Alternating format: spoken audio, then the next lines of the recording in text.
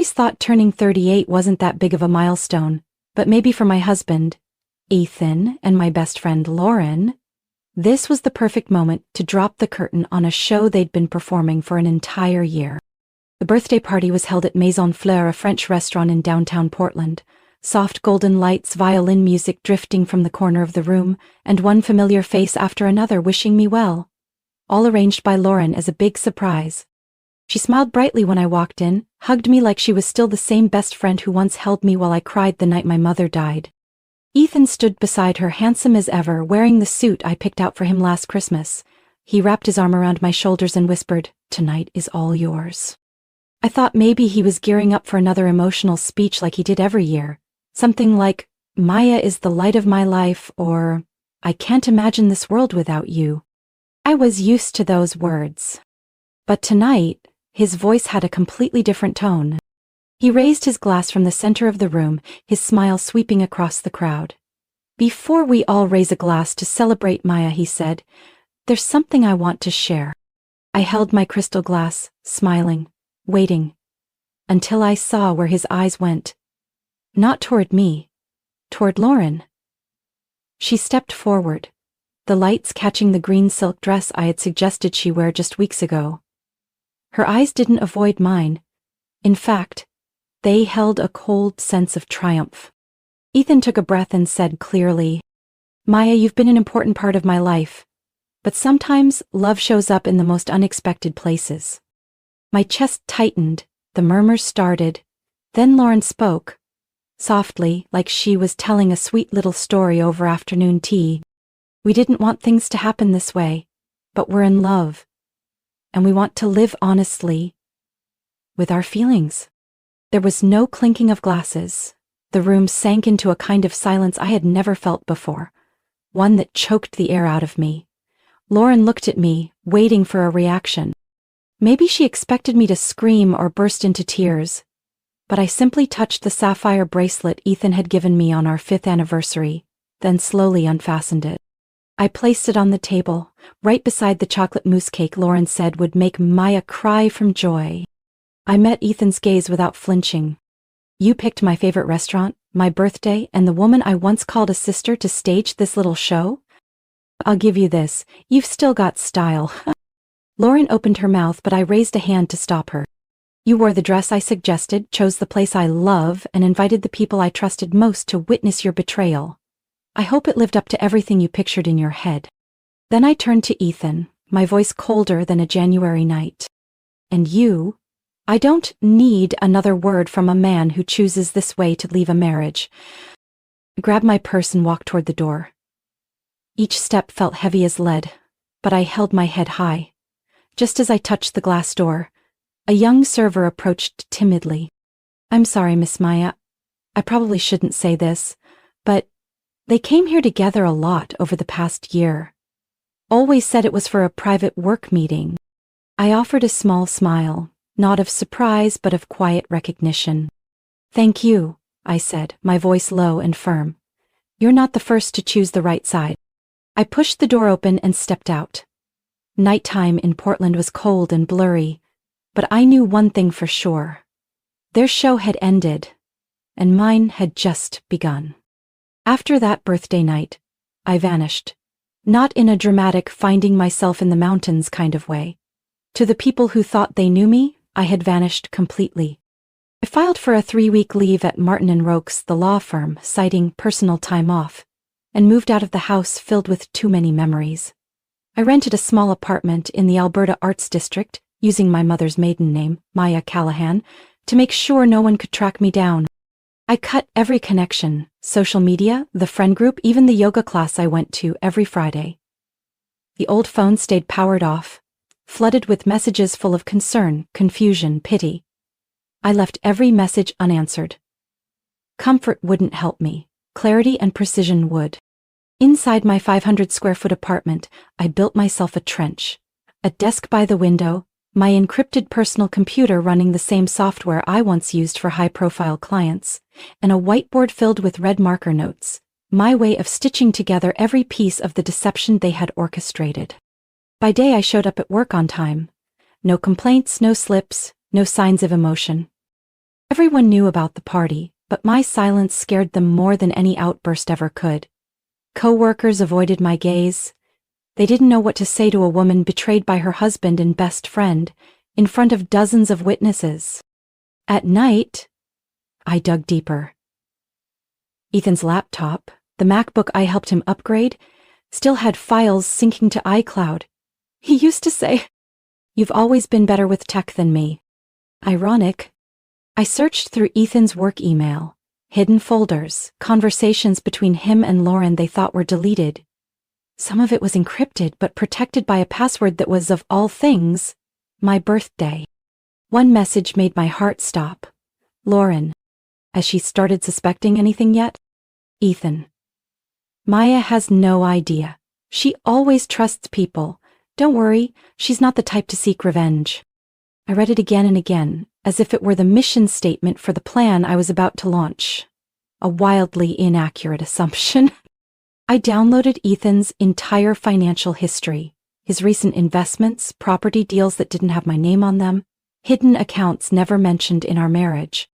Then I moved on to Lauren, her Instagram private to close friends only, offered more than I expected. Photos of new real estate listings, champagne glasses, and captions hinting at the life she finally deserved. I even found a photo of a signed share transfer agreement for a small company Ethan once invested in. The recipient's name? Callahan Estates, LLC. Callahan, my mother's last name. They used my name to legitimize a transfer of assets before the divorce was even official? A chill ran down my spine. This wasn't just emotional betrayal. It was a calculated plan, one that used fake love to legalize theft. I began archiving everything to an encrypted hard drive. An old college friend, now working at the Oregon State Auditor's office, would be my next stop. But before that, I needed one more person. Quincy Moss, the investigative journalist who exposed a major financial scandal in the city government 3 years ago. I still had the thank you email he sent me when I helped connect him to a key witness in that case. I sent a single line. I have a story bigger than the 2021 rail fund scandal. Meet me. No bylines. The moment the message was sent, I looked out the window. The city buzzed on, the lights still glittering, while I, the woman left behind under the pitiful gaze of a crowd, was redrawing the map for a war none of them ever thought I could fight. Ethan once told me, "You're too kind to understand how this game works." Maybe he was right, but once kind people stop being naive, they have nothing left to lose. I knew this. People like Ethan and Lauren don't fall from a single blow. They thrive in the gray areas of morality, where anything can be bent with the right words at the right time to the right people. So I didn't go public. I didn't make noise. I started with the small things. Under the identity of a real estate investor researching the Portland market, I created 2 anonymous email accounts, each with its own persona. One was Marissa Cole, an investor from Seattle. The other was Helen Kim, a representative for a private credit fund. I used Helen to reach out to clients who had previously worked with Lauren, now the CEO of a brokerage firm called L&K Collective. Meanwhile, Marissa contacted former partners of Ethan, who had recently rebranded himself as a consultant for restructuring businesses. A PR stunt, dressed in designer suits and polished phrases. Every call, every email was written in professional, precise language, targeting the right concerns. I've heard there might be some discrepancies in their asset disclosures. Is that true? Or did you ever receive an addendum contract?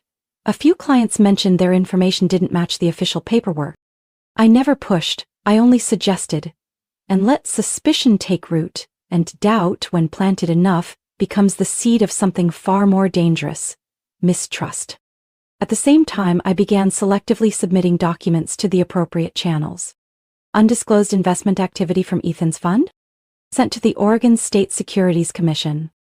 Suspicious brokerage contracts, inflated asset valuations, and lists of fake clients Lauren used to boost company stats? Forwarded to the Federal Tax Inspection Division. Photographic evidence of Lauren negotiating intimately with a developer in unfinished project sites? Privately sent to CivicLine, the online news outlet known for digging into ethical scandals in the Pacific Northwest business world. I left no trail. All materials were submitted through VPNs, using encrypted anonymous email services. Each file bore a tiny symbol in the corner, a silver phoenix. No one but me knew what it meant, because I was the one who designed it. On the night I took off my sapphire bracelet at that birthday dinner, knowing the old Maya no longer existed. I wasn't the only one waiting for the right moment to speak the truth. One Wednesday afternoon I received an email from Miles Harrington, the journalist Ethan once threatened to sue for writing about a public land deal conflict in 2018. Back then, Ethan had represented the developers and used contract clauses to get Miles's article taken down. Miles wrote, "I don't know who you are, but I verified the first 3 files. Everything checks out. If you have more, I'll pursue this to the end. I owe myself that much." I sent 2 more files. One of them contained an audio recording of Ethan speaking with a local broker, bluntly suggesting they cut material quality during the initial phase to save money customers won't notice. He even laughed. Miles' first article went live Monday morning. Short, sharp headline: "Behind the Glass, Ethan Brooks and the Shell Company Web." It didn't accuse him outright, but the questions raised were enough to send waves through the city's financial and real estate circles. I watched quietly from the cafe downstairs, laptop in front of me like a window into a far bigger chessboard. I posted nothing online. I gave away no emotional cues during work calls. I was still Maya Callahan, the composed, punctual attorney who never brought personal drama into the office. Only I knew the truth, that deep inside a plan had already taken root. I didn't destroy them in one night.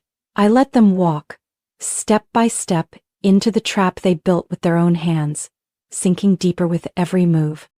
By week 8 after my birthday, the storm finally hit. Monday morning's local financial report read, "Oregon Securities Commission opens preliminary investigation into Brooks and Pine investment firm." Ethan's name wasn't mentioned, but everyone in the industry knew exactly who stood behind the name Pine. By Wednesday, the federal tax agency issued a surprise audit notice for 3 subsidiaries within the real estate investment chain Lauren managed. The reason? Irregularities in asset valuation and transaction volume. I sat at my desk as headlines spread like wildfire across my screen. A candid photo of Ethan, captured as he stepped out of his SUV at corporate headquarters, appeared with the caption, "Is the Brooks empire crumbling?" No one at the firm knew I had anything to do with it, but they looked at me more cautiously than usual, because even though I said nothing, my silence now carried more weight than any official press release. By the end of that week, one of the hardest blows landed on Lauren. 2 of her former clients, a jewelry store owner and a private investor, filed lawsuits against L&K Collective simultaneously. Both accused Lauren's brokerage of knowingly mispricing assets, hiding legal issues tied to land deeds, and leading them into losses totaling hundreds of thousands of dollars. And it didn't stop there. The Preston Foundation, a highly respected charity in the Pacific Northwest, officially announced the termination of all funding for the community projects Lauren had spearheaded. The reason? Only 23% of funds had actually reached the intended recipients. The rest was unaccounted for. A spokesperson for the foundation said in an interview, "We deeply regret putting our faith in the values Lauren McKay claimed to stand for. That trust has now been broken." Lauren used to take immense pride in her Empower Portland initiative. She styled herself as a compassionate female leader, appearing on local television programs to speak about empathy in business. Now, no network would touch her. A former legal contact of Ethan's, Mark Tiller, texted me after reading the second investigative piece by journalist Miles. "I don't know what you're doing, Maya, but looks like Ethan's about to get kicked from the law firm. The board's in emergency session." A few days later it became official. Ethan Brooks suspended from Grant and Doyle law firm pending internal investigation. That line was brief, but I knew it would hit Ethan like a sucker punch. In 12 years of work, he had never given anyone a reason to question him. Now everyone was questioning everything. I printed the article and pinned it to the whiteboard across from my desk. A red thumbtack went right through Ethan's name. And Lauren? I saw a small LinkedIn update saying she was pausing operations to realign the company's strategic direction. But I knew that was just a polished way of saying collapse. A potential client, someone I'd previously contacted under the name Helen Kim, sent a private message. "Ms. Mackay has not responded to our requests for financial transparency. We've decided to withdraw all cooperation. Either way, thank you for the heads up. They thought I was a savior, but all I saw was justice beginning to move. Lauren once said in a podcast on women in leadership, "People can forgive failure, but they won't forget deceit." I saved that quote, not to remind her, but to prepare for the next wave. On Saturday, Portland was soaked in rain, as if the city itself was washing away the polished illusions Ethan and Lauren had once built. But there was one thing rain couldn't cleanse: a video of the two of them arguing in the middle of Pioneer Courthouse Square. It was filmed from 3 separate angles by 3 total strangers. Within 4 hours, it had made the rounds, from our old friend circle to legal and real estate forums, and eventually the media. Ethan, hair disheveled and shirt-drenched, shouted, "You said you had a plan, Lauren. You told me to trust you. Now look, everything's gone." Lauren, face pale and high heels splattered with mud, jabbed a finger at his chest. "It's all because you're weak. If you hadn't been so scared, we could have survived this." The same people who once praised them as a successful, glamorous power couple were now hitting replay, not out of sympathy but for sheer entertainment.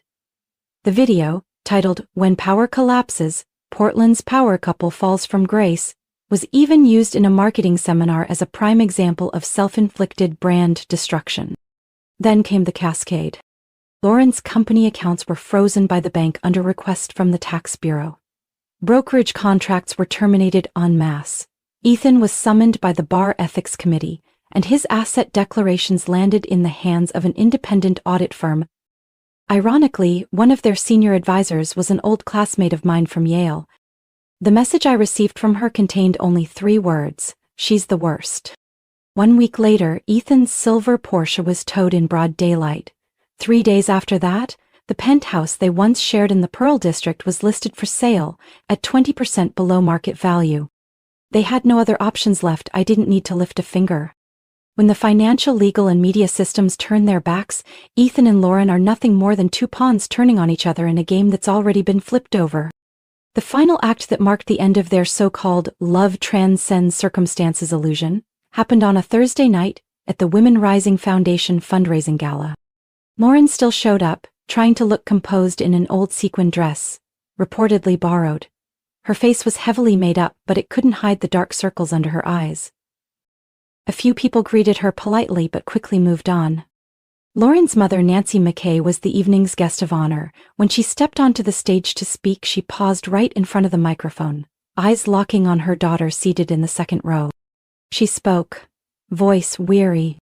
"As a mother, I used to be proud of my daughter, thought she was strong, smart, and kind-hearted.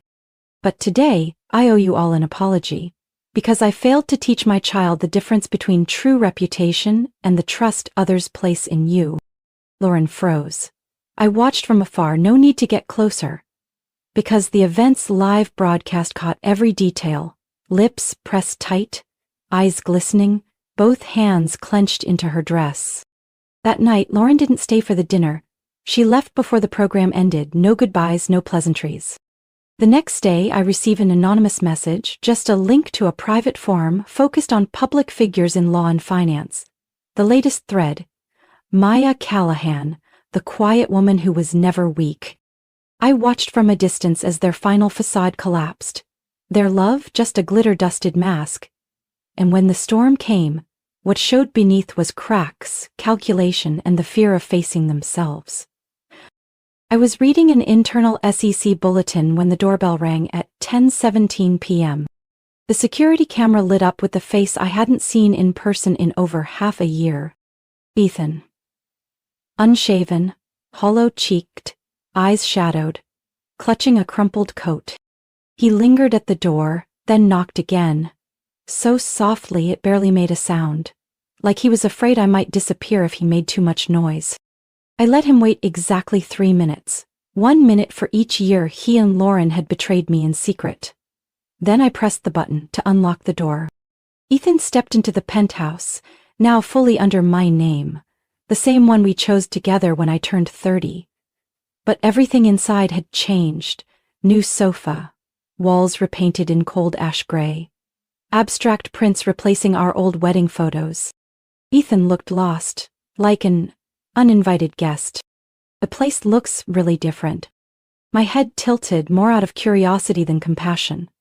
I didn't speak. Instead, I poured a glass of cold water and placed it in front of him. "What do you want?" His voice came out hoarse as he met my eyes. "Maya, I know. I ruined everything. But you're the only person I have left now. You always listened, always stayed calm. You're the only one—" I cut him off, my gaze steady. The only one still standing after being betrayed by her husband and best friend in front of 30 people? He lowered his head.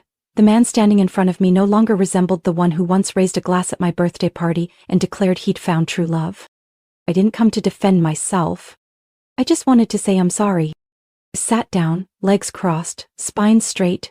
My hand rested lightly on the smart speaker remote beside the chair, already synced to a private recording mode. Ethan was under criminal investigation for violating investor protection laws. Anything he said tonight could be key. "That's interesting, Ethan. You're sorry. For what? For lying to me or for thinking I was too weak to fight back?" He clenched his hands, trembling slightly. I didn't think you'd go this far." "Exactly. That's why you're standing here empty-handed, while I'm sitting in the apartment you once called undivided marital property." Ethan looked around, eyes red. He exhaled, then whispered, "Lauren left Portland. She sold off what was left to pay personal debts. Her mother cut her off, and I have nothing. The firm won't take me back. My old clients won't return my calls. I came here because you're the only one who ever believed in who I really was." Time stretched between us as I met his eyes and said nothing. The truth was, Ethan had once been a good man. Or at least he had known how to make others believe he was. But what I'd gained through this entire journey wasn't hatred. It was something far sharper. Clarity. "You're wrong, Ethan," I said quietly. "I believed in the version of you that you created. But after everything, I don't need to believe in anyone anymore." Ethan began to cry. Without an audience, his performance fell flat. I pushed back my chair and walked to the door. Slow, deliberate. "I think you should leave, and if I were you, I'd choose every word carefully from now on. Portland's smaller than you think." As he walked toward the door, his shoulders slumped under the weight he had never learned how to carry. The burden of his own failure. I locked the door. The click echoed like a final punctuation mark. I thought that once Ethan crumbled, Lauren vanished, and their manufactured empire turned to dust. I'd feel lighter. But the truth is, silence after victory isn't peace. Every morning, I still sat in my penthouse, looking through the tall glass windows, watching the city pulse like no storm had ever passed through. I sipped coffee from a carefully chosen mug, read financial news, checked the list of people who had turned their backs on me, and quietly crossed out each name. I thought that was freedom, but it wasn't. It was a deliberate kind of isolation. Until one day, David Murphy, the founder of a small business investment fund in Oregon, reached out to me. He used to be my colleague at Grant & Doyle and was one of the few who had quietly emailed encouragement after that birthday party. No names, no digging, just coffee, and a folder that changed everything. "We're restructuring our legal support program for small businesses, but we're not looking for traditional lawyers. We need someone like you. Someone who sees the weak spots, but this time to reinforce them, not tear them down." I read every page carefully, and the more I read, the more it felt like someone was pulling my hand from the edge of the abyss. I said yes. There was no announcement, no LinkedIn post. I simply walked into the new office on the 9th floor of an old building in East Burnside, sat down, and got to work, quietly cleaning up someone else's mess. My first project was a candle and essential oils shop, owned by a single mom named Claire Jennings. Sales had plummeted after the pandemic, and she was on the verge of bankruptcy due to a lease agreement with highly unfavorable terms. I met her at the shop, a small space scented with lavender and sweet orange, but Claire's eyes looked tired, like she was preparing to pack up her dream in cardboard boxes. I sat down, opened my laptop, studied the lease, cross-referenced her transaction history and cash flow. And then I saw the name on the lease. Lauren McKay. I stilled but let the silence speak instead. Claire noticed my expression shift and asked softly, "You know Lauren? I used to work at her firm, got fired after reporting a colleague who faked client records. I looked up at her. In that moment, Claire wasn't just a client. She was part of the same fight, another casualty of the same corrupt machine I had spent 6 months dismantling. I know, I said, and I think this time, we're not letting her take anyone else down. I rewrote Claire's legal documentation, renegotiated the lease, outlined a cash flow restructuring plan, and guided her through applications for 3 post-pandemic recovery grants. 4 weeks later, Claire stood in front of her shop, newly painted with a cozy coffee corner in the back, and said with tears in her eyes, "No one ever stood up for me. Until you. I owe you a whole new life." A quiet smile crossed my lips, not out of triumph, but because I was finally rebuilding. Not from the ashes of others, but from the fragments of myself I had learned to hold. The next morning, I sent David an email. "I'd like to take on more cases, and if there's any business being crushed under vague clauses, send it my way." He replied in 7 minutes. "Welcome to the rebuild phase. You're ready." I sold the penthouse the following spring, on the very day the magnolias bloomed across Oregon. The agent was surprised I accepted an offer below market value. Letting go mattered more than any extra gain. Peace had become the real value, and that was worth more than any number. My new apartment was a third of the size, on the 5th floor of a red brick building overlooking Laurelhurst Park. Gone were the sharp lines and empty echoes. Now, I had sunlight, linen, and laughter. Small things that felt like healing. I picked everything myself: cream-colored linen curtains, a tiny cactus on the windowsill, and a scratched oak writing desk where I finally began writing down the thoughts I had only carried in my mind. David introduced me to Alexander Brooks, a media studies professor who once assisted in content analysis for the investigative series I worked on last year. I remembered his name from email replies. "Professor Brooks says your timeline structuring resembles crisis communication models." The first time we met, he smiled and said, "I used to tell my students, when a woman chooses silence, be careful. But after reading your work, I changed it to, when a woman chooses action, no words are needed." Alexander never asked about my past, never mentioned Ethan, Lauren, or anyone connected to them. He only spoke of books, education, and the maple tree outside my window. How, if cared for properly, its leaves would turn fire red in fall. I don't know exactly when we became something. Just that one Saturday afternoon, he stood in my kitchen making me chamomile tea and said, "I don't think I'm here to heal you, Maya.